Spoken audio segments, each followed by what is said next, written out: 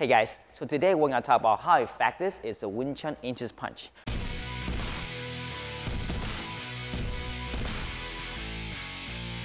So what we need to talk about is not drawing the hand back.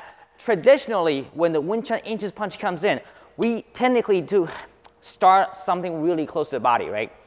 The first thing we got to do is I don't stiff my hand. There's almost no tension on the hand.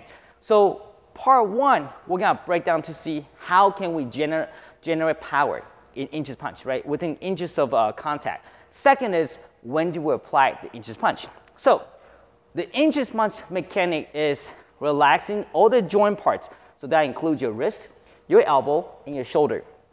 When I strike, we usually strike towards somewhere that's a softer tissue. So solar plexus 1, the side of the neck. You can strike the top of the head. You can also strike on the side of the ribs, the bladder, or the groin, right? But for practice, we're going to put the hand directly on the solar plexus, okay? Just for practice. Number one, what I don't want to do is I do not want to withdraw the hand and punch. Traditionally in boxing, this is what we call the mid-range punch. I can jab, I can cross, I can follow through my combination, right? But this is in the result of a long range or a mid-range shots. But if I go into inside clinch right here, I do not want to draw my hand backwards. If anytime I retreat my hand, he can either clench my head or he can shot in for a single leg or maybe a double leg. So what we used to do is we place the hand close to the bicep or the tricep. From there, this can easily monitor and strike forward like that. Remember, the power is always generated by the hip, but not by the hand. So mechanics number one is simply I put my hand on the body, right? To this, I can easily just kind of push my body forward. Notice how everything is generated all at once, but I don't draw my hand backwards and punch. For example, if Mike grab a focus pin for me real quick. And this is something that we used to practice a lot in the class, which is he can stack the pads like this on the chest. What you do is you hold the pad like this. What I don't want to do is I don't want to draw my hand backwards and shot. Place your hand right here, and all I do is I relax my finger, allow my elbow and my hip travels all at the same time, okay? It may not look as effective, right, on the camera, of course, because I'm not trying to punch right through.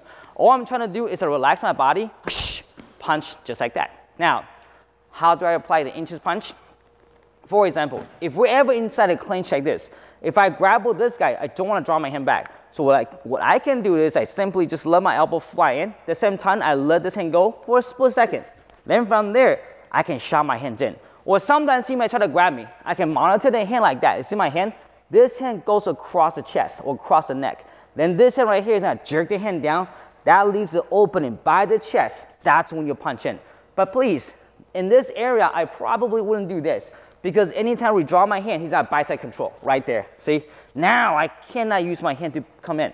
So instead, I will control the body where the inside hand goes. From there, that's when I shot in. Okay? That's one scenario.